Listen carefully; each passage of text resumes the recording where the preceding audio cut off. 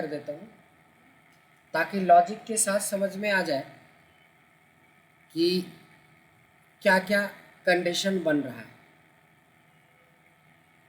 सबसे पहले क्वेश्चंस को अगर आप देखेंगे तो इसमें बोल रहा है कि print single word name otherwise blank by using functions and formula. तो सिंगल वर्ड नेम का क्या मतलब हुआ, जिसमें एक नाम है, जैसे ब्रजेश हो गया, अश्विनी हो गया, लेकिन तीसरे वाले में जाएंगे तो 3 वर्ड है, अनिल कुमार रावत। इस वाले में 2 है, हमें करना है सिंगल वर्ड नेम वाले को प्रिंट करना। अब क्या होता है कि सिंगल वर्ड और डबल वर्ड में क्या फ़र्क होता है? फ़र्क होता है स्पेस का। फ़र्क होता है स्पेस का, कि अगर हम स्पेस पता कर लें तो सिंगल वर्ड और डबल वर्ड का पता चल जाएगा। बट उसके पहले भी प्रॉब्लम है, कुछ ऐसे भी डेटा हो सकता है आपके पास जिसमें स्पेस पहले ही हो। जैसे अगर मैं डायरेक्ट फाइंड करवाता, इसमें डायरेक्ट फाइंड करवाता स्पेस को, तो ये तो राकेश वाले में भी आ जाता। देखिए यहाँ पे अश्विनी वाले में भी शायद है स्पेस, ये भी आ जाता, फिर तो आपका लॉजिक फेल हो जाएगा। इसीलिए सबसे पहले क्या होगा, ट्रिम, ताकि आप अननेसेसरी स्पेस को अपने डेटा में से हटा सकें। तो अननेसेसरी स्पेस को हटाने का मतलब है कि अब डेटा जो है हमारे पास ये है, ना कि यही। इसमें अब पता करते हैं हम लोग स्पेस। तो फाइंड लगाया, क्या फाइंड करना है और कहाँ फाइंड करना है, ठीक है। एंटर किया तो स्पेस नहीं मिलेगा उसको सिंगल वर्ड वाले में। यहाँ तक पहुँच गए तो आपका आंसर बन गया, क्योंकि इसके बाद एरर है या तो एरर नहीं है। इसके बाद इज़ एरर लगाइए कि अगर एरर रहेगा तो ट्रू आ जाएगा, नहीं रहेगा तो फॉल्स आ जाएगा। इसके बाद बना दीजिए इफ़। अब इफ़ का यूज होगा फाइनली कि if this value equals to true, तो नाम वरना ब्लैंक, यही था ना कॉन्सेप्ट। तो ये फाइनली हुआ, जो कि ये आपने ब्रेक मोड में बनाया। जब लेकिन इसके लिए एक फॉर्मूला क्रिएट करेंगे तो आपको एक ही सेल में ये सारे फंक्शंस अप्लाई करने हैं। इसीलिए फॉर्मूला भी अगर आप क्रिएट करते हैं, अगर फॉर्मूला भी क्रिएट करते हैं तब भी पर आपको चलना ऐसे ही होगा। आपने बोला कि पहले तुम ट्रिम कर दो, तो ट्रिम कर दिया, यानी कि हमने फर्स्ट कॉलम, ये वाला कॉलम कंप्लीट कर लिया। अब हमारे लिए डेटा ये है, ना कि ये है, ना ही ये है ना, यही है मेरे लिए। तो अब ट्रिम से पहले क्या लगा देंगे, फाइंड। फाइंड में करना क्या है, फाइंड स्पेस को, और कहाँ, जो ट्रिम किया हुआ है टेक्स्ट उसके अंदर। कॉन्सेप्ट समझ में आया? इससे क्या हुआ कि हम इस स्टेप पे पहुंच गए। इसी स्टेप तक मेन था दिक्कत, इसके बाद तो इजी है। अब इसको कन्वर्ट करवा लीजिए ट्रू फॉल्स में, इज एरर में। इज एरर करेंगे, अगर एरर होगा तो ट्रू, वरना फॉल्स। तो अगर इसमें होता है कि इज एरर, तो ये ट्रू फॉल्स में कन्वर्ट हो जाएगा हमारा डेटा। हमारा जो फाइनल आउटपुट है ये ट्रू फॉल्स में है। अब इसके आगे क्या लग जाएगा, इफ, कि अगर ये जो इज नंबर से यहाँ तक का आंसर आया है ट्रू या फॉल्स, अगर ये चीज़ें ट्रू होती है कि फॉल्स होती है, ट्रू होती है, तो हमें नाम चाहिए। नाम चाहिए तो डायरेक्ट भी नाम उठा सकते हो, लेकिन चाहो तो ट्रिम करके उठाओ ताकि करेक्ट नाम उठा पाए हम। ऐसे आप डायरेक्ट भी A2 करेंगे तो चलेगा, वरना ब्लैंक। एंटर किया, ये हुआ, ये जो बना ये हमारा फॉर्मूला बना, ये जो बना हमारा फॉर्मूला बना। कल हमने जिक्र किया था कि इस क्वेश्चन को हम एक दूसरे फॉर्मूले से भी कर सकते हैं। इसको हम लोग एक दूसरे तरीके से भी कर सकते हैं, जिसमें इफ एरर का हमने यूज किया, कुछ और यूज किया था, इफ एरर यूज किया। हो सकता है कि तीसरे तरीके का भी हम लोग यूज करें, चौथे भी करें। मतलब एक क्वेश्चन बनाने के लिए आपके पास कई लॉजिक हो सकते हैं। एक लॉजिक जैसे हमने आपको दे दी, अब अगला लॉजिक सोचो। यहाँ पे मेरा एक ब्रेन काम करता है, यहाँ पे आगे आप 10 ब्रेन यूज करोगे तो हो सकता है नई लॉजिक बने। हो सकता है कि लॉजिक आप सही सोच रहे हो बट हो सकता है आंसर नहीं बना पा रहे हो, तो उसको डिस्कस कीजिए कि हाँ सर मैंने सोचा कि ऐसे ऐसे, तो हो सकता है कि एक और नए लॉजिक्स क्रिएट होंगे। इसलिए आपको बैठ के कंबाइंड स्टडी करना ज़रूरी है। अब हम उस पोजीशन में हैं जहाँ पे सिंगल इंडिविजुअल नहीं, अब आपको एक कंबाइंड स्टडी करने की ज़रूरत है। जैसे जिस दिन आपकी छुट्टी होती है उस दिन आराम से कॉमन 4-5 लोग देख लो बैच में जिनके साथ कंफर्टेबल हो, उस दिन 3-4 घंटे बैठ जाओ। जैसे इनकी फ्राइडे छुट्टी होती है, तो फ्राइडे तो सबकी छुट्टी होती है, तो आओ 11 बजे 9 बजे आओ और अपना 11-1-2 लंच तक रुको, या लंच के बाद आओ 1-2 बजे और शाम तक 4 बजे 5 बजे तक 6 बजे तक रुकिए। अगर ऐसा करते हैं तो इस लेवल पे आपका जो माइंड का इंक्रीमेंट होगा, जो आपकी लॉजिकली आप स्ट्रांग बनेंगे तभी होगा। अब वीडियो रिकॉर्ड करके दे दे तब तो सोल्यूशन तो मिल ही गया, छाप दोगे। सर ने इक्वल लगाया मैं भी लगा दूंगा, नहीं सर ने इफ एरर लगाया इफ एरर लगा देंगे। सर ने फाइन लगाया लेकिन आपको तो पता ही नहीं है कि क्यों लगाया, कैसे लगाया, कब लगाया। जब हम अभी कर रहे हैं तो आपको पता चल रहा है कि कब लगाया। इसलिए कंबाइंड स्टडी करना ज़रूरी है, और किसी की मजबूरी है कंबाइंड स्टडी नहीं करना है तो सेल्फ स्टडी करिए। ठीक है, अगर कॉमन टाइम निकाल सकते हो, देखो आप सबको साथ लेके जाओगे तो मुश्किल है। अब बैच में 12 स्टूडेंट है, 10 स्टूडेंट है, सबका साथ मत लो, 3 से 4 लोग इकट्ठा हो लो, अपना ग्रुप बनाओ, जो जिसके साथ कंफर्टेबल है उस टाइम में बुलाओ। अब पता चला कि नहीं 10 आएंगे तभी, तब तो 2-4 तो नहीं ही आएंगे, आपको बोल के भी नहीं आएंगे, तो इसका रीज़न है कि फिर तो कभी आप बना ही नहीं पाएंगे। इसलिए मैक्सिमम 4-5, मिनिमम आप 2 या 3 लोगों के साथ भी ग्रुप स्टार्ट करके आप इस तरह की एक्टिविटी कर सकते हैं। रीज़न क्या है कि अभी इफ़ चल रहा है, जैसे डेटा वैलिडेशन हो गया तो डेटा वैलिडेशन पे भी क्वेश्चन आंसर करिए, कंडीशनल फॉर्मेटिंग हो गया तो कंडीशनल फॉर्मेटिंग पे कर लिए। एक दिन आप पकड़ लो पिवट टेबल का, एक दिन पकड़ लो आप कुछ और अलग से जो हम लोग करते हैं, तो इस तरीके से ये ज़रूरी पड़ेगा। आपको समझ में आ गया? चलिए, पहला क्वेश्चन का आंसर आपको मिल गया। ये आंसर सीट नहीं भेज सकते, फिर तो कोई मतलब ही नहीं बना कि क्वेश्चन भी मैं ही दूँ, आंसर भी मैं ही दूँ, रिकॉर्डिंग भी मैं ही दूँ, तो आप तो कुछ करोगे नहीं। तो इसलिए मैं बना तो दिया बट कैंसिल कर।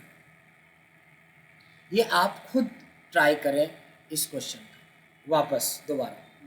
अगर आप फंसोगे तो रिकॉर्डिंग चल रही है, ये आपको भेज दें। आइए सेकेंड क्वेश्चन डिस्कस करते हैं, बट डिस्कस करने से पहले आपके भी लॉजिक को मैं समझना चाहता हूँ। अब जैसे यहाँ पे ये तो बहुत आसान क्वेश्चन है, इसके बारे में हमने क्लास में भी जिक्र किया था, है ना, कि if name contain H in anywhere in the name print name otherwise, जिसके नाम में एच हो कहीं पे भी, और इसमें कोई ऐसा नहीं बोला है कैपिटल या स्मॉल, तो आप किस चीज़ का यूज करते हैं? सर्च का यूज करते हैं। Very good. तो आप लगाएंगे यहाँ पे सर्च। क्या चीज़ सर्च करना है? एच को। कहाँ पे? तो इसमें तो स्पेस रहेगा भी, अननेसेसरी स्पेस, तो इससे हमारा कोई डिस्टर्बेंस नहीं है, इसलिए अननेसेसरी हमें ट्रिम लगाने की यहाँ पे तो ज़रूरत नहीं। एंटर करा तो ये हमारा क्या निकल आया कि जिस भी नाम के अंदर एच है उसकी पोजीशन निकल आई। बट फाइंड क्यों नहीं लगाया? क्योंकि फाइंड होता है केस सेंसिटिव, या तो वह स्मॉल को पकड़ेगा या तो कैपिटल को पकड़ेगा। ये कहते हैं, इसको कहते हैं कॉन्सेप्ट। अब इसके बाद क्या लगेगा? ये तो डायरेक्ट ही बन जाएगा, इसमें तो ब्रेक मोड में बताने की जरूरत भी नहीं है। इज एरर, अगर एरर है तो ट्रू, नहीं है तो फॉल्स। तो हमारा आंसर इस बार ट्रू वाला होगा या फॉल्स वाला? इस बार फॉल्स वाला है, तो इसके आगे लग जाएगा इफ। आप बोलेंगे कि अगर इन सब का आंसर फॉल्स आता है तो क्या बोला? नेम बोला है तो नेम डाल दीजिए, वरना ब्लैंक डाल दीजिए, बात खत्म। ये second number question comparatively first question से आसान था। कुछ लोग गलती कर बैठते हैं कि पहला क्वेश्चन नहीं बना तो सोचता जब पहला ही इतना भारी था तो अगला खोलता ही नहीं है। ऐसा तो 10 में से 1 लोग ऐसे मिलते हैं कि पहला क्वेश्चन सॉल्व नहीं हुआ तो दूसरा तीसरा खोलेगा नहीं, उसके माइंड सेट में ये बैठ जाता है कि पता नहीं कितना भारी होगा आगे का क्वेश्चन, जो कि ये गलत माइंड सेट है। दूसरा 10 में से 1-2 ऐसे भी बंदे होंगे जो क्वेश्चन खोला ही नहीं होगा, पहला दूसरा तो छोड़ दो, क्वेश्चन ही डाउनलोड करके नहीं देखा होगा कि क्वेश्चन पूछा क्या गया। क्या आशीष, सही बात है ना? करा है आपने? डाउनलोड करा? सब लोगों ने क्वेश्चन डाउनलोड करके ट्राई करा? ट्राई करेंगे तभी लॉजिकली स्ट्रॉन्ग हो पाएंगे, तभी आप कर पाएंगे। क्लियर है? आइए, तो हमारा सेकेंड क्वेश्चन बन गया। आंसर रिकॉर्डिंग मोड में रिकॉर्ड हो चुका है बट रीरीड कर रहा हूं मैं। आप स्टॉप करके रिकॉर्डिंग को यहाँ से देख सकते हैं कि क्या क्या चीज़ें हमने यूज़ किया, जो कि आपको फॉर्मूला लिस्ट में डालना भी है। Now come to the third question.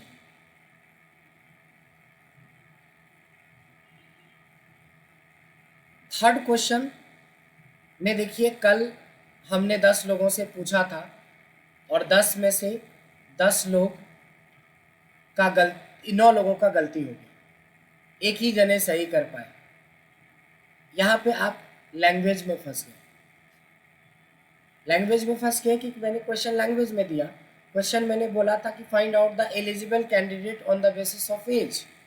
Eligible वो होगा जो 18 से 60 के बीच में होगा, अदरवाइज नॉट एलिजिबल। अगर इस लैंग्वेज को देखो क्राइटेरिया में कन्वर्ट करो तो 3 क्राइटेरिया बनेगा। ग्रेटर देन 60, एक बनेगा 18 to 60 और एक बनेगा लेस देन 18। तो ये कौन से कैटेगरी में आया? नेस्टेड इफ की कैटेगरी में आया। किसी ने जवाब नहीं दिया नेस्टेड इफ में, इन्होंने दिया भी तो दूसरा तरीका एंड का यूज करके। तो देखिए ये तो एंड से भी आसान था, ये तो नेस्टेड इफ से बन जाता। कैसे?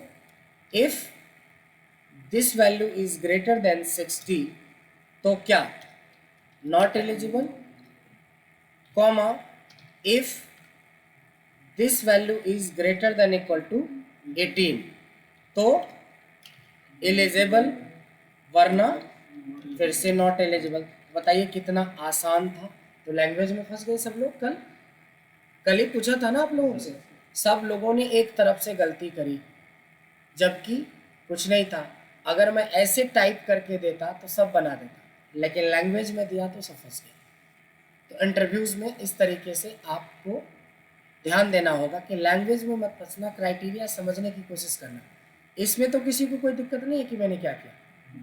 एंटर कीजिए, ये एलिजिबल और नॉट एलिजिबल का आपका मिल गया। बट एक तरीका और है जो इन्होंने बताया कि एंड का, उसमें क्या था कि हमें 18 से 60 वाले को ट्रू करवाना था।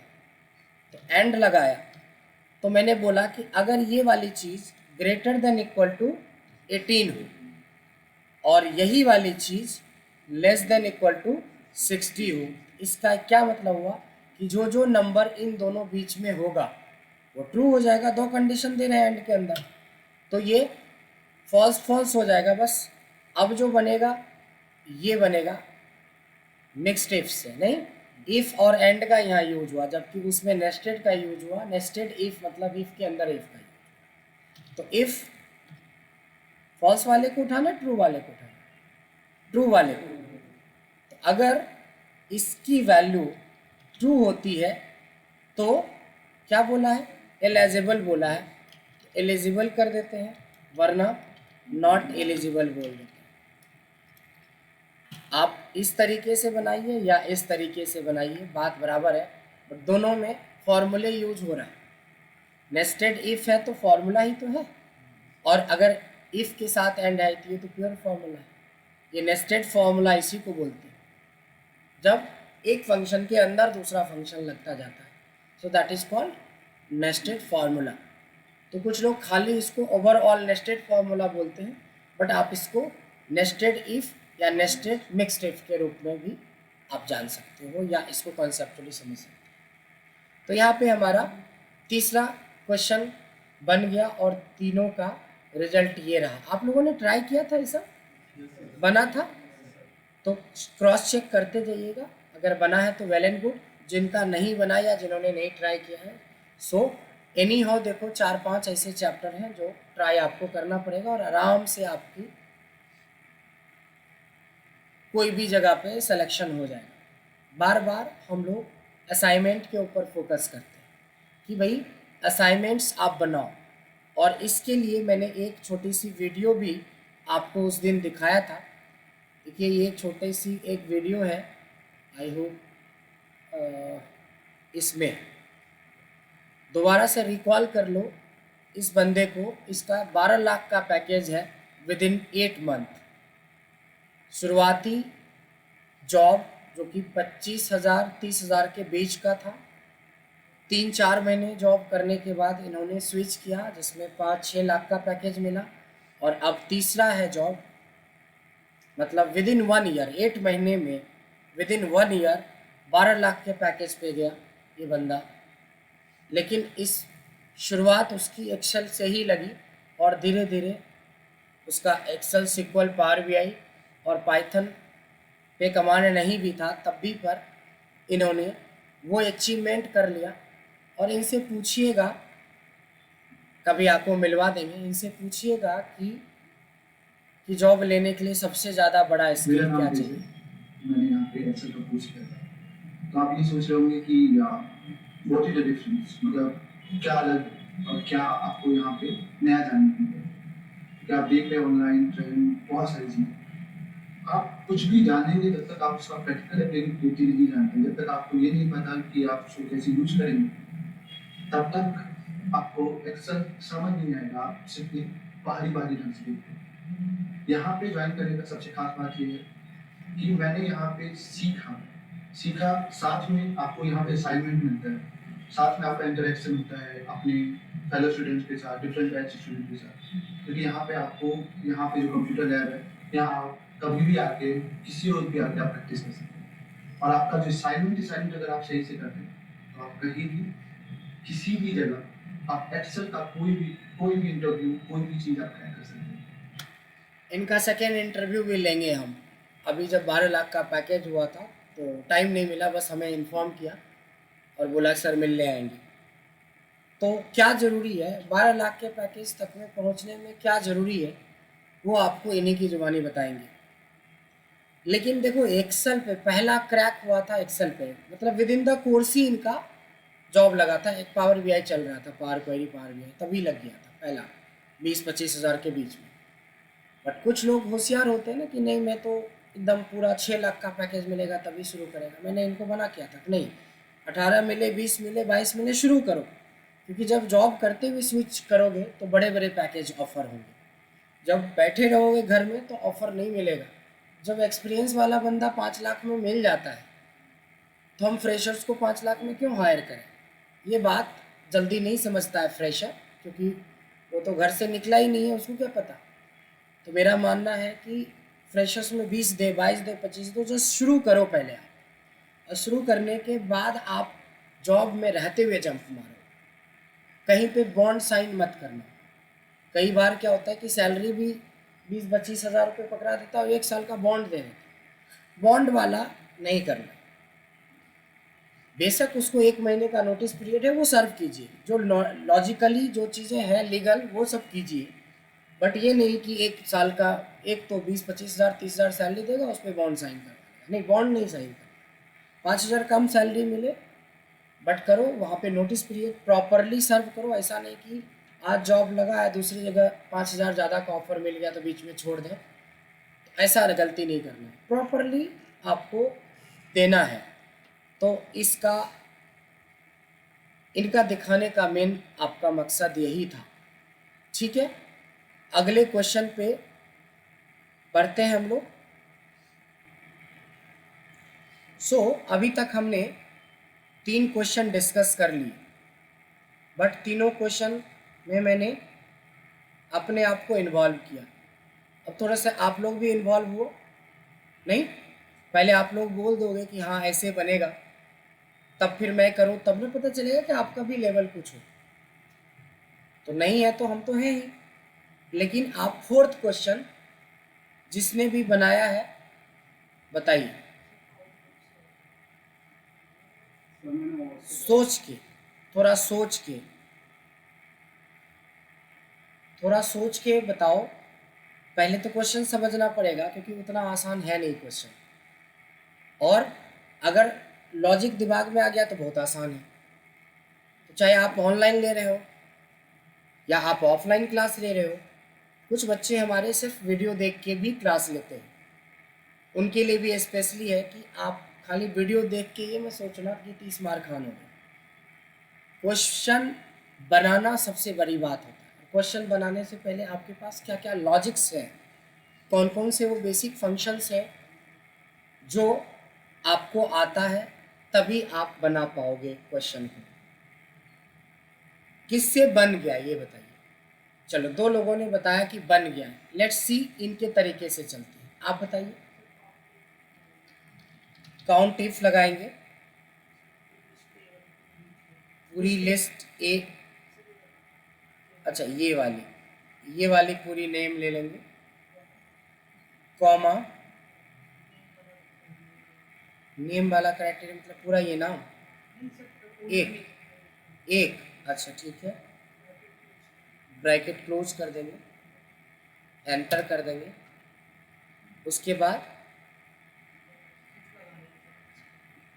इससे क्या होगा, इससे होगा क्या?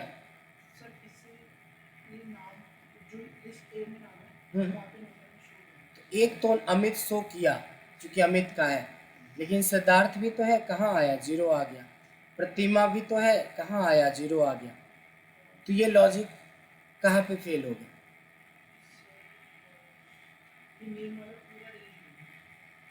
नेम वाला पूरा रेंज नहीं, इधर से A2 के बजाय आप A2 is to A10 लेंगे। आपने बोला बना ली, तो बन कैसे गया?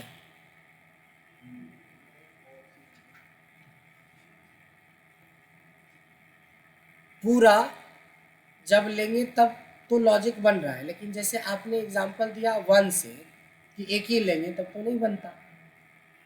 तो घर पे बना और इधर नहीं बना, इतने देर में ही भूल गए तो इंटरव्यू जाते जाते तो खत्म ही हो जाएगा। अब कुछ आया, जब पूरा को चेक करवाया तो क्या हुआ, अमित इस लिस्ट में है 1 आ गया, समर्थ इस लिस्ट में है 1 आ गया, और जो जो नाम में लिस्ट में नहीं था वो 0 आ गया। ऐसा हुआ है क्या?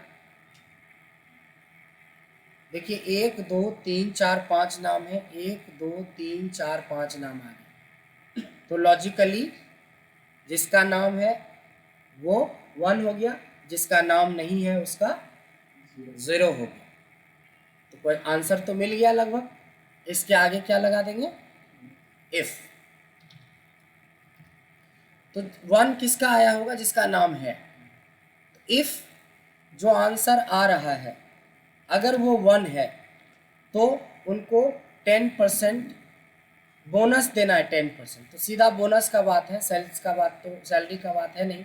तो जितनी सेल्स आपने करी है इंटू 10%, अदरवाइज 5%। 5% मतलब इस अमाउंट का 5%।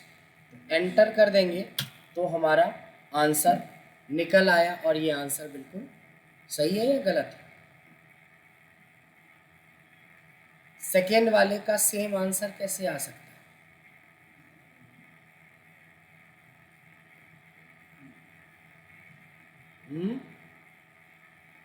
सेम का आंसर कैसे आ सकता है?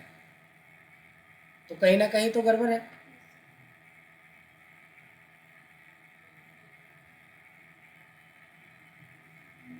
हम तो यहीं पे देख रहे हैं कि ये गलत दिखा रहा है। फर्स्ट वाले में इंक्रीमेंट उसमें 10% है, और इसमें अगर इसका 5% होता तो 5000 होता है, 10% होता तो 5000 होता है। मतलब 10% मैक्सिमम होता तो 5000 होता, ये तो 10% से भी ऊपर चला गया। आप बात समझ रहे? तो क्या हो गया, मामला फंसा। तो ब्रेक मोड में तो इसको आप बना सकते हो, लेकिन देखा कि ये जब नीचे जा रहा है तो ये हमारा आंसर गलत कर रहा है। अगर हम इसको यहाँ तक छोड़ दें और इसको हम एक और कॉलम जनरेट करें और यहाँ पे बताएं अगर ये चीज़ें इक्वल टू 1 हो तो इस अमाउंट का 10%, वरना इसी अमाउंट का 5%। देखिए अगर आप इसको ब्रेक मोड में कर रहे हो तो आंसर सही दे रहा है, लेकिन आप फॉर्मूला मोड में जा रहे हो तो गलत हो रहा है। तो यहाँ पे रेंज और एरे का कॉन्सेप्ट काम करता है, इसीलिए तो ब्रेक मोड के हिसाब से तो बन गया, बट फॉर्मूला मोड में जाके हम लोग फंस रहे हैं। बात समझ में आई? तो अब हमें कुछ ऐसा सोचना होगा जिससे कि हमारा फॉर्मूला मोड में भी काम करे। तो फॉर्मूला मोड के लिए या तो एरे का कॉन्सेप्ट होना चाहिए, जिस हिसाब से आप चल रहे थे वो एरे का कॉन्सेप्ट होना चाहिए। नहीं तो अगर आपको वी लुकअप आता है, वी लुकअप आता है आप लोगों को? अभी नहीं आता है। तो वी लुकअप अगर नहीं आता है तो ये क्वेश्चन तब आप प्रॉपरली बना पाओगे जब आपको वी लुकअप आता है। अगला चैप्टर हम लोगों का वी लुकअप होगा, बट अभी मैं थोड़ा सा दिखाता हूँ। इक्वल्स टू वी लुकअप में मैंने बोला कि तुम इसको लुकअप करो, कहाँ पे? इस लिस्ट में। थोड़ा बहुत जिसको पता होगा वी लुकअप, कॉमा 1, कॉमा 0, ये क्या कर रहे हैं? ऑब्वियसली अभी वी लुकअप नहीं पढ़े हैं तो नहीं पता होगा, बट ये कहता है कि अगर इस लिस्ट में इसका नाम होगा तो यहाँ पे शो करेगा, वरना एरर आ जाएगा।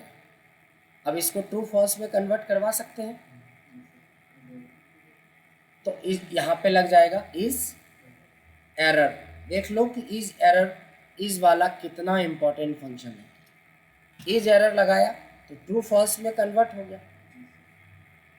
तो किस में एरर आया था? ट्रू वाले में।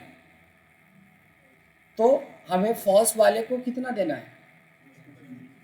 देखो फिर से अंडू करके देख लो कि जिसका नाम मैच कर रहा है वो तो फॉल्स होगा, जिसका नाम मैच नहीं कर रहा है वो ट्रू होगा। फॉल्स वाले को 10%, उल्टा डाल देंगे तो पता चला कॉन्सेप्ट सही होने के बाद भी आंसर। इसलिए इसको क्रॉस चेक करना है कि इसके लिए हमने ट्रू फॉल्स में फॉल्स वाले को 10% देना। यहाँ पे क्या कहेंगे? इफ अगर इसका आंसर फॉल्स होता तो इस अमाउंट का 10%, वरना इसी अमाउंट का 5%। बोनस तो दोनों को मिलना है, बट कंडीशन के बेस पे मिलना है। तो ये देखिए एक बार में फॉर्मूला मोड में आंसर आया, लेकिन इसको तो आप तभी बना पाओगे ना इस क्वेश्चन को जब आपके पास वी लुकअप का कॉन्सेप्ट या जो आप गलती कर रहे थे वो एरे का कॉन्सेप्ट। एरे का थोड़ा सा कॉन्सेप्ट और आगे चल के सीख लेंगे तो आप उस मेथड को भी आप यूज करेंगे। All done? समझ में आए? तो फिलहाल हम इसको फॉलो करते हैं। एरे जब सीखेंगे, अभी तो वी लुकअप भी नहीं सीखा, तो आप प्रैक्टिकली तो ये समझ में आ गया कि इफ़ तो सर सीख लिया, लेकिन इफ़ के सारे क्वेश्चन आप तब तक नहीं बना सकते हो जब तक आपको वी लुकअप भी ना आ जाए। ये तो हो गया कि अगर कोई ऐसा क्वेश्चन दे जिसमें मिक्सिंग हो V lookup, H lookup, x lookup का, तो ऐसे क्वेश्चन तो नहीं बना पाओगे। यही चीज़ें तो मैंने इफ़ स्टार्ट करते हुए बोला था कि इफ़ एक ऐसा फंक्शन है जो किसी के साथ भी जुड़ सकता है, मैक्स के साथ, सब टोटल के साथ, सम के साथ, मैक्स के साथ, मिन के साथ, किसी के साथ भी आ सकता है। तो जितना ज़्यादा आपको बेसिक इंडिविजुअल फंक्शंस पे कमांड होगा उतना ज़्यादा फॉर्मूला आप बना सकते हैं, तो लाइटली नहीं ले सकते हैं। All done? चलिए इसको भी हम लोग फिलहाल क्लोज करते हैं, सेव नहीं करते हैं, लेकिन वीडियो में तो ये फॉर्मूला सेव हो गया होगा ना, लॉजिक भी सेव हो गया होगा।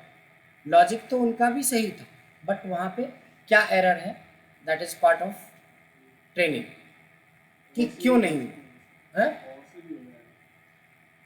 वही तो मैंने बोला कि जब आप एक क्वेश्चन को बनाएंगे तो कई लॉजिक आएगा, बट हो जाएगा बोलना इज ए डिफरेंट थिंग। हो जाएगा बोलना इज ए डिफरेंट थिंग और कर लेंगे तब ठीक है। तो जिस मेथड से किया आप दूसरे के साथ भी शेयर कीजिए कि देखो इस क्वेश्चन को इस तरीके से भी बना सकते हैं। इसीलिए तो ग्रुप बनाया है हमने, नहीं?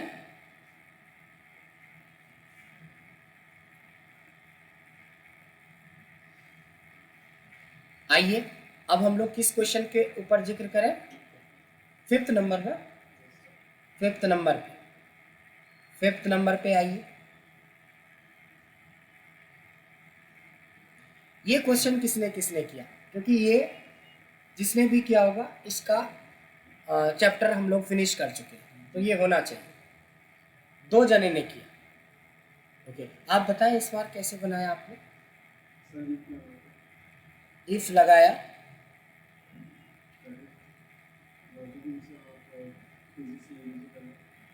फिजिक्स ले लेते हैं। Greater than equal to 60 comma inverted comma में first comma if chemistry greater than equal to 45 second,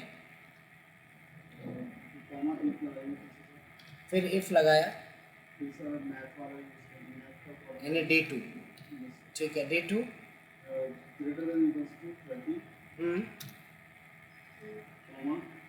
comma ये क्लोज नहीं करना, कॉमा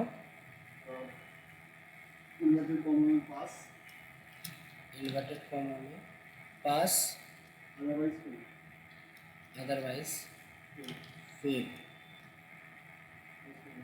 हो गया। आपने भी ऐसे ही बनाया? ये तो नहीं लग रहा है सही होगा। ये सेकेंड बन गया। Let's see. ये देखिए जो बंदा फेल है, वो सेकेंड दे रहा है। आपको तो इसको लेना था ना। चलो ठीक है, पहली बार में तो गलत हो गया, दूसरी बार में चलिए बताइए, दूसरी बार बताइए।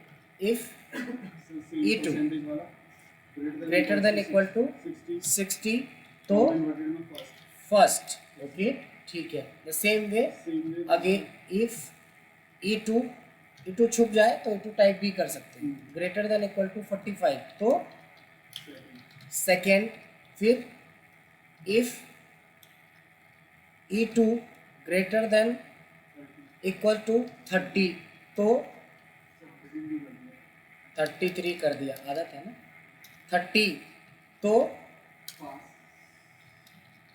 पास वरना फेल, यही किया था। इसका मतलब आप क्वेश्चन नहीं पढ़े, ये गलत है। वेट, अगर इतना किए हो तो गलत है। ये बंदा फेल है, देखो ये फेल है और आपके हिसाब से तो फर्स्ट आ रहा है। क्वेश्चन पढ़िए, पूरा क्वेश्चन आपने नहीं पढ़ा, आधा क्वेश्चन लाल वाला पढ़ लिया, नीचे वाला छोड़ दिया। पूरा क्वेश्चन पढ़िए कि क्वेश्चन कहता है कि इफ़ द परसेंटेज मार्क्स, ये वाला, is greater than equal to 60 तो फर्स्ट, ये तो सेकेंड, ये तो थर्ड एंड फेल। यहाँ तक तो ठीक है जो आपने बनाया फर्स्ट पार्ट के हिसाब से। ये सेकेंड पार्ट पे ध्यान नहीं दिया आपने, यही तो ध्यान देना इंटरव्यूज़ में। कहता है कि if any of the student get less than 30 marks in any subject, अगर कोई ऐसा बंदा जो तीनों सब्जेक्ट में से किसी सब्जेक्ट में 30 से कम मार्क्स लाए हों, उनके डिवीज़न वाले पार्ट में आपको फेल ही लिखना है। मतलब सिर्फ ये इस पे डिपेंडेंट नहीं है, इसके इंडिविजुअल मार्क्स पे भी डिपेंड करता है। तो आपका 2 आंसर आया, दोनों गलत हो गए। अब बताएं आप कैसे बनाए? अच्छा चलिए, पहले एंड लगाया है, एक एक सब्जेक्ट को सेलेक्ट किया, ठीक है, और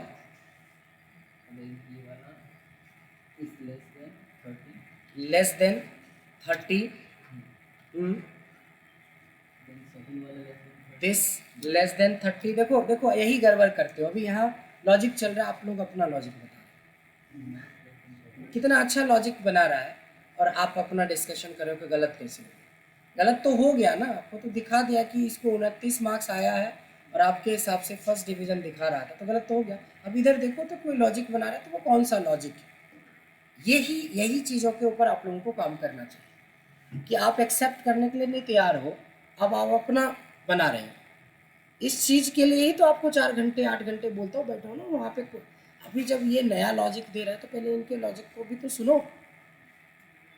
ये चीज़ें B2 less than 30, C2 less than 30, comma math less than 30। पहला वाला पार्ट, ये जो पार्ट आपने नहीं जोड़ा है ना, वो पार्ट ये हुआ, तो ये फॉल्स हो गया। इसके आगे लगेगा इफ। अगर ऐसा इक्वल टू फॉल्स होता है तो ये फॉल्स होता है ट्रू वाले के लिए। ट्रू वाला फेल होगा ना, ट्रू होता है तो फेल है, वरना सब पास है। बट पास वाले को पास तो करवाना नहीं है, खाली पास वाले को डिवीजन देना। जहां पे आप पास लिखिए, फेल क्यों नहीं हुआ? इसको तो फेल होना चाहिए था ना। दिस TRU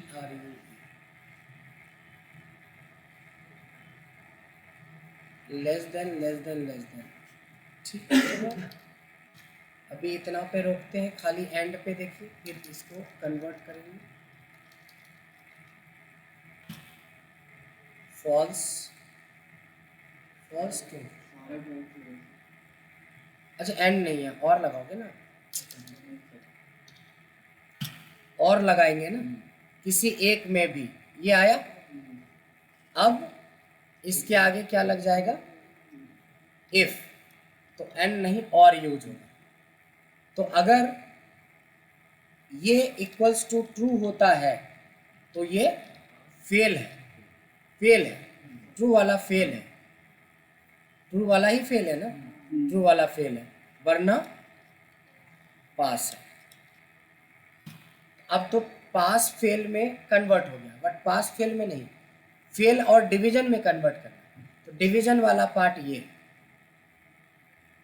डिवीजन वाला पार्ट ये है जो आधा इन्होंने छोड़ा था, इसको पास वाले पार्ट पे चिपका दीजिए यहाँ पे इसके एल्स में, तो हमारा आंसर बन जाएगा। अब ये देखो, जिसको कि आप फर्स्ट करवा रहे थे ना, क्योंकि आप 60 से ज़्यादा को फर्स्ट करवा रहे थे, बट प्रैक्टिकली ये फेल था, फेल दिखा रहा है। तो यहाँ पे कंडीशन क्या आया आपको कि आपको आना चाहिए एंड और का कॉन्सेप्ट, और उससे भी ज़्यादा कि आपको क्वेश्चन पूरा पढ़ना चाहिए। हमें तो यही लगा कि आपने आधा क्वेश्चन बना दिया और बोले कि हमारा बन गया, तो बन तो गया, ये आपका रिजल्ट था और ये इनका रिजल्ट है, बट और लगेगा ना कि एंड मतलब तीनों में, और मतलब तीनों में से एक, यही तो सिखाया था, इसीलिए और का यूज होगा। बात समझ में आया कि अगर यहाँ पे सारे गलत आ रहे थे, आंसर फॉल्स आ रहा था, इसका मतलब कुछ तो गड़बड़ है। आप तीनों को चेक करवा रहे हो एंड से, हमें तो और से चेक करना। यहाँ पे कॉन्सेप्ट देखो, फाइनल आंसर मिला हमें। एक और आसान तरीका हो सकता है जिसको एंड से नहीं बनाना पड़ता, वो बोलता अगर minimum of this range, logic सोचो कि minimum of this range is less than 30 तो फेल, वरना जो है वो तो चल ही रहा है, एक ब्रैकेट लास्ट में जुड़ेगा। बात समझ में आया लॉजिक? ये तो उससे भी आसान लॉजिक हो गया। या तो मेन का कॉन्सेप्ट हो गया इफ के साथ, बात बराबर है, चाहे आप और के साथ जाओ या मेन के साथ जाओ, आंसर तो सेम है। तो लॉजिकली आप, लॉजिक रहेगा आपके पास फंक्शंस पे कमांड रहेगा। देखो कुछ लोग क्या करते हैं ना, फंक्शंस को सम एवरेज मिनिमम को एक बार पढ़ लेता है और सोचता है कि मैं सीख गया। फंक्शन का मतलब होता है कि जैसे मीन अभी आया मेरे दिमाग में, वैसे आना चाहिए। इनके दिमाग में एंड या और आया, आना चाहिए। किसी को लार्ज या स्मॉल आना चाहिए, लेंथ की ज़रूरत जहाँ पे वहाँ पे लेन आना चाहिए, इज एरर की जहाँ पे ज़रूरत है आना चाहिए, इफ़ एरर की ज़रूरत है वहाँ आना चाहिए। अब पर लियो इंडिविजुअली पूछ रहे हैं मैक्स, तो आप बता रहे हो और जब आपको आना चाहिए तो आने ही नहीं आए। इसका मतलब है कि जो बेसिक फंक्शन 80-90 फंक्शंस आपको 100 मान लो कि जो हमने 100 बेसिक फंक्शन करवाए हैं उसको तो कम से कम आप 10 से 20 बार एक महीने में प्रैक्टिस करो। आप क्या करते हो कि टुडे तो सर कर ही लिया तो टुडे तो याद ही हो गया, मिन मतलब तो सर उसको तो करते भी नहीं है, मिन मतलब तो मिनिमम ही होता है, जब ज़रूरत पड़ता है मिन की तो दिमाग में नहीं रहता मिन। इसी जगह पे ये ट्रिक को समझना बहुत ज़रूरी है कि बेसिक फंक्शन क्लियर है तो रास्ते बहुत मिलेंगे, लॉजिक आपके बहुत मिलेंगे। तो इस तरीके से देखा कि हमने क्वेश्चन नंबर 5 भी कर लिया, एक नहीं दो दो तरीके हमारे पास मिल गए। Now come to 6।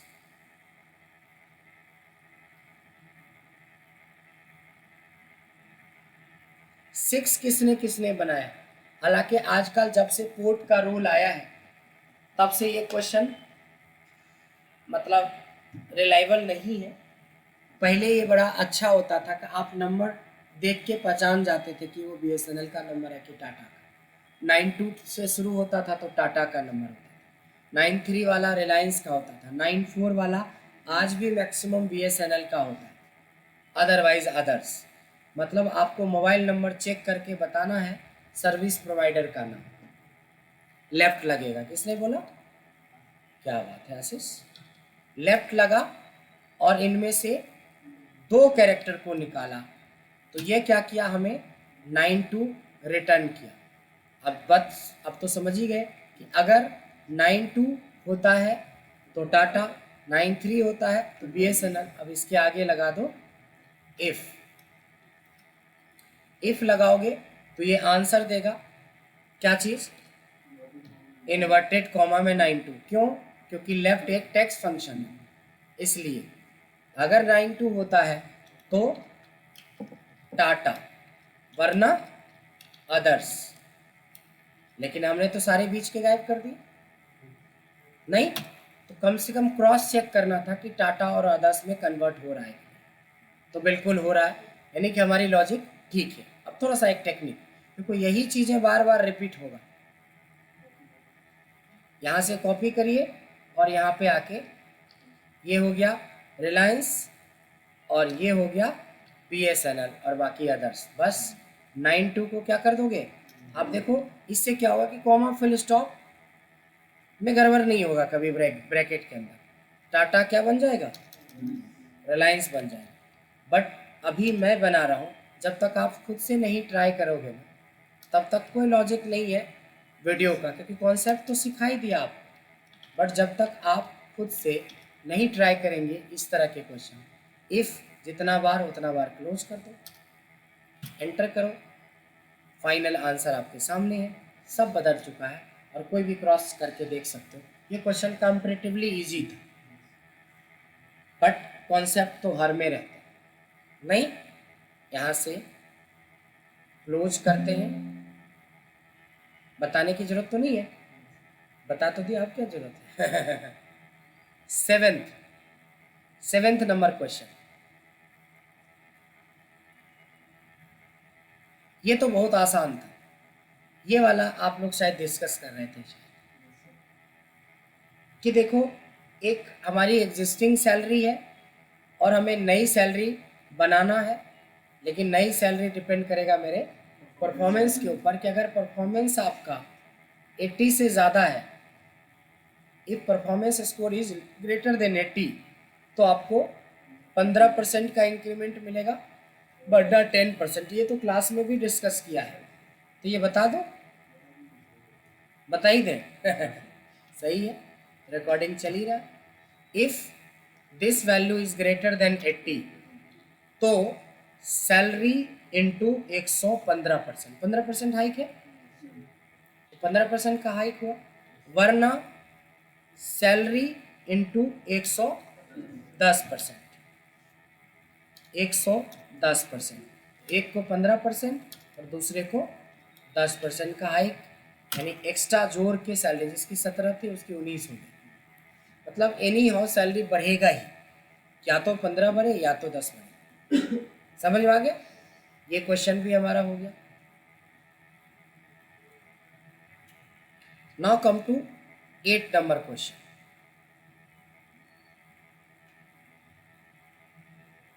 ये किसने किसने बनाया है?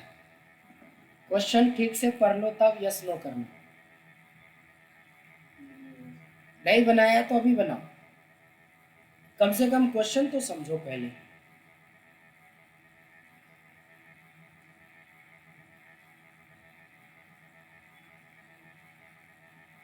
जैसे जब मैं बता देता हूँ तब लोगों का लॉजिक चलने लगता है, मेरे बताने से पहले लॉजिक चलना चाहिए, इसीलिए तो क्वेश्चन दिया है आपको पहले।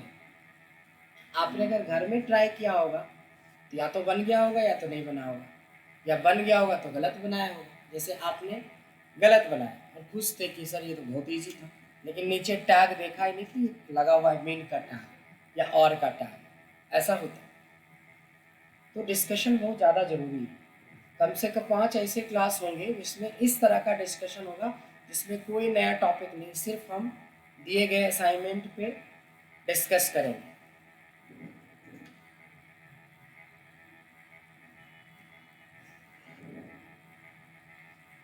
क्या लगता है कि YouTube से आप डायरेक्ट मेरा वीडियो देख के एक्सपर्ट बन जाओगे? इतने जो कॉन्सेप्ट हम सिखाते हैं उसके बाद इस जगह पे पहुंचते हैं, तो कितना भी कर लोगे, देखो बेसिक इंटरमीडिएट सीख सकते हो आप YouTube से, लेकिन अगर आपको इंटरव्यू लेवल पे पहुंचना है तो क्लास ज्वाइन करना ही पड़ेगा, चाहे आप ऑनलाइन करो, ऑफलाइन करो, हाइब्रिड करो या वीडियो मोड में क्लास लो। वीडियो मोड में क्लास लेने का मतलब आपको सारी वीडियो मिलेगी, बट असाइनमेंट वाला कम से कम 8 से 10 सेशन आपको मेरे साथ लाइव ज्वाइन करना चाहिए, तब पता चलेगा। आपको कोई जज करने वाला तो हो कि आप गलत कर रहे हो, सही कर रहे हो, सही कर रहे हो तो किस मेथड को यूज किया, गलत कर रहे हो तो क्यों कर रहे हो। इसलिए खाली YouTube से बात नहीं बनेगी। और YouTube तो छोड़ दो, आजकल जितने भी यूडेमी है, ये वो कोर्स जो मिलते हैं ना, कोर्स सेरा इधर उधर, उसमें क्या होता है कि टॉपिक करवाया होता है। इस तरह का असाइनमेंट का 1% भी पार्ट नहीं होता है। मैंने तो कई सारे कोर्स किए देखने के लिए कि लेवल क्या है, कुछ भी लेवल नहीं है, उससे बेसिक सीख सकते हो बस, इंटरमीडिएट टू एडवांस नहीं सीख सकते। इसके लिए बहुत ज़्यादा R&D करने की जरूरत है।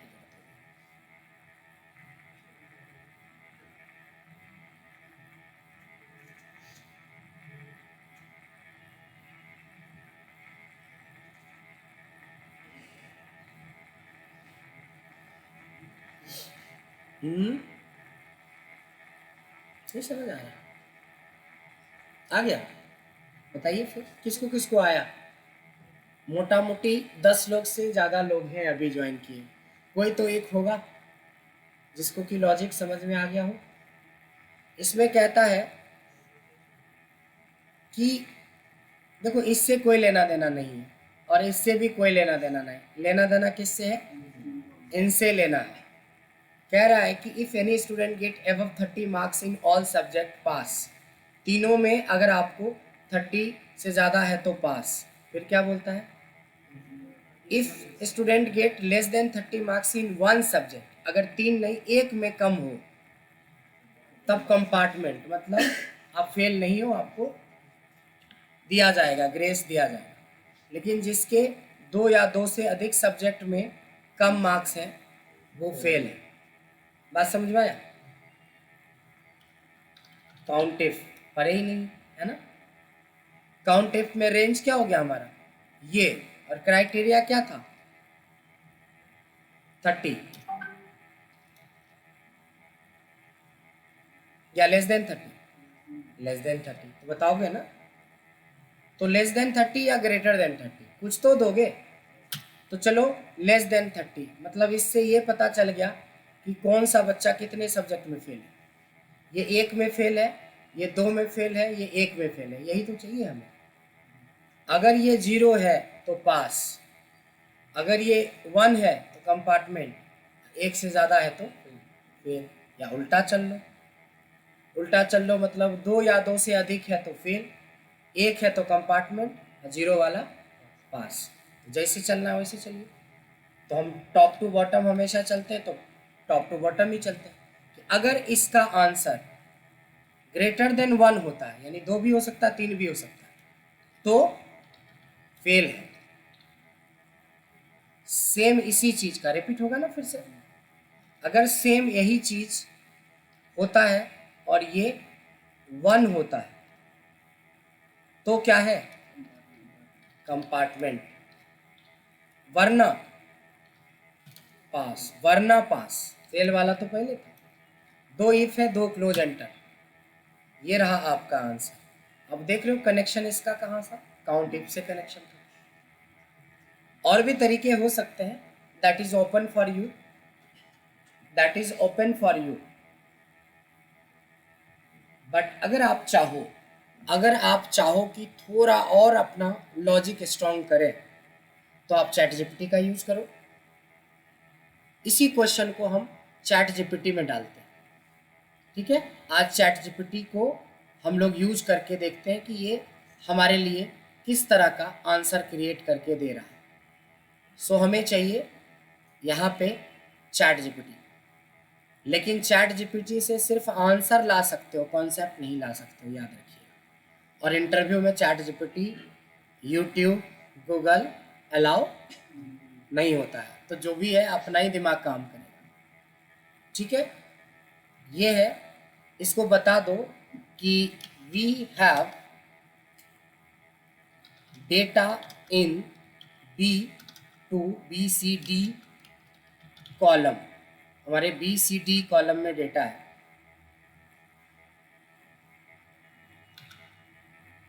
उसके बाद इसके सारे क्वेश्चंस जो थे ना, क्वेश्चन वाला पार्ट को कॉपी कर लो।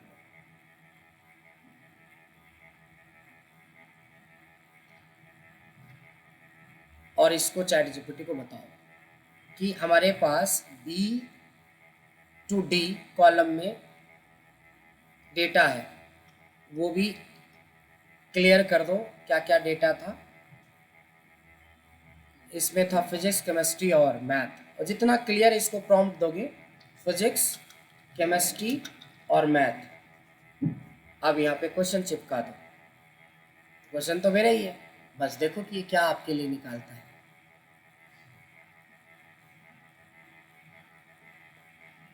यही सेम आया, ये तो सेम ही आ गया। तो हमें नया कुछ भी नहीं मिला, हमें नया कुछ भी नहीं मिला। इसको बोलो please suggest any other method, other formula. Let's see कि कुछ नया वर्क करके दे। अनदर अप्रोच में भी काउंट इफ्स का यूज किया गया है, तो वही, तो अदर अप्रोच भी उसने वही किया है। और एक है चूज, हाँ ये थोड़ा सा लग रहा है ये थोड़ा नया है। अब लेकिन ये कॉपी तो कर लोगे आप, बट इसको समझना भी तो है, इसको समझना भी तो है कि ये है क्या चीज, कैसे काम कर रहा है। तो एक बार लगा के देखते हैं, तब पता चलेगा। ये तो सही दिखा रहा है, यानी कि ये सही दिखा रहा है। इसका मतलब ये फॉर्मूला को हम समझने की कोशिश कर सकते हैं कि आखिरकार कैसे हुआ। मतलब जब आदमी R&D करने बैठेगा तो पता है 8-8 घंटे कम पड़ जाएंगे आपको। आप बोलते हो सर 2 घंटे हो गए, आप क्या करेंगे, सब रिवीजन हो गया। अरे भाई खाली इफ पे बैठोगे तो 10-10 घंटे कम पड़ जाएंगे आपको। अब ये तो आंसर आया है तो कुछ तो लॉजिक होगा ये क्वेश्चन बनाने का। अब इसके 1 बाय 1 लॉजिक पहले समझना पड़ेगा कि ये कर क्या रहा है। नहीं, ये कर क्या रहा है।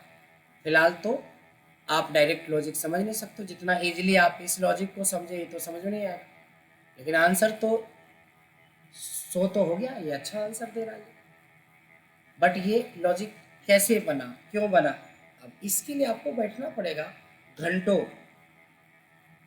पता नहीं कहाँ से कौन सा लॉजिक उठा के ये बना रहा है चैट जीपीटी। बट आपको अपना कॉन्सेप्ट को अगर 4 गुना करना है तो Google, YouTube, chat GPT, AI सबका यूज करिए।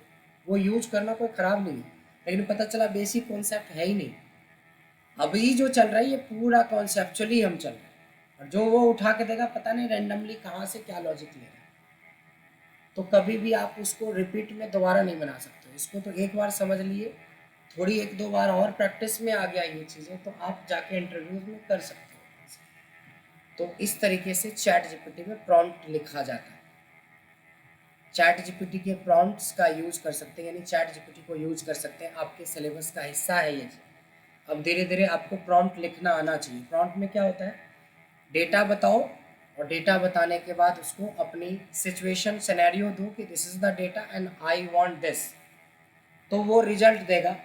कई बार वो रिजल्ट गलत भी देता है, कई बार गलत भी देता है, तो थोड़े लॉजिकली स्ट्रॉन्ग होना पड़ेगा आपको, देखना पड़ेगा कि क्रॉस चेक करके कि सही दे रहा है गलत दे रहा है। पूरा आंख बंद करके भरोसा नहीं कर सकते, बट हाँ 90% तक रिजल्ट सही देगा। तो इस तरीके से अभी हम लोग पहुँचे हैं 8 क्वेश्चन पे, 2 क्वेश्चन और है, तो 2 क्वेश्चन पढ़ लीजिए और उस क्वेश्चन को कल डिस्कस करेंगे, क्योंकि ऑलरेडी आपने देखा कि 1 घंटे में सिर्फ हम लोग 8 क्वेश्चन डिस्कस करते हैं। 1 मिनट में जल्दी से खोल के देख लेते हैं कि इसमें है क्या चीज़। 9, ये तो बहुत आसान है, किससे किससे बना या बनाया ही नहीं, किससे किससे बना या बनाया ही नहीं। इतना साइलेंट का मतलब होता है किसी ने ट्राई ही नहीं किया। अब हो जाएगा, 2 मिनट दीजिएगा तो रिकॉर्डिंग में ही डाल देते हैं कि आप इस केस में भी मिन का ही यूज होगा। इससे क्या होगा कि इसका मिनिमम निकल जाएगा। ठीक है, मैं बोलूँगा कि अगर मिनिमम जो निकल रहा है, अगर ये है तो फिजिक्स है, ये है तो केमिस्ट्री है, नहीं तो मैथ, बस खत्म। इफ मिनिमम जो निकल रहा है वो इक्वल टू इसके हो जाता है, तो क्या होना चाहिए, फिजिक्स।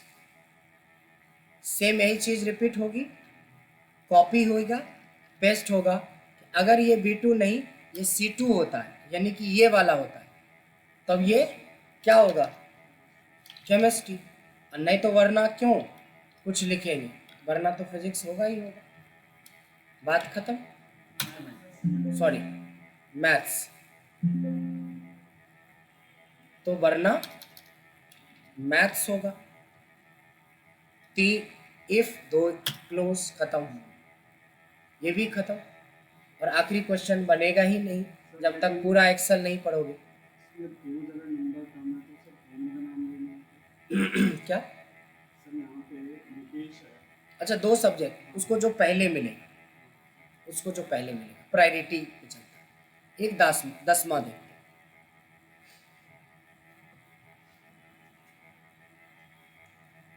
10वां क्वेश्चन मैं चाहता हूँ आप ही करो। पिछले बार जो पहला क्वेश्चन था उसमें था कि जो एक वर्ड का नाम है वो बताओ, बट इस बार क्वेश्चन अलग है। क्वेश्चन है कि हर एक नाम का पहला पहला नाम चाहिए। ब्रजेश चाहिए, अश्विनी चाहिए, अनिल चाहिए, अरुण चाहिए, धीरज चाहिए, गौरव चाहिए, माधव चाहिए, सब चाहिए। ये है क्वेश्चन। ये तो कम से कम कर लो, हिंट ऊपर दे रखी, कम से कम ये वाला क्वेश्चन तो बना के भेजो। मैंने जो आपको सीट भेजा वो तो बना बनाया सीट भेजा, हिंट तो मिल ही जाएगा, अभी मैंने डिलीट किया, बट ये बनाइए। This is all about 10 question, but ये 10 क्या, ऐसे 50 क्वेश्चन रेज कर सकते हो, नए नए लॉजिक क्रिएट कर सकते हो। तो ये पूरा रिसर्च था, एनालिसिस, R&D, पूरा R&D था इफ के ऊपर कि क्या क्या पॉसिबिलिटीज हो सकता है। इफ में भी जा सकता है, VLOOKUP में भी जा सकता है, मेन में जा सकता है, मैक्स में जा सकता है, कहीं पे भी जा सकता है, नहीं। तो आज के लिए इतना ही।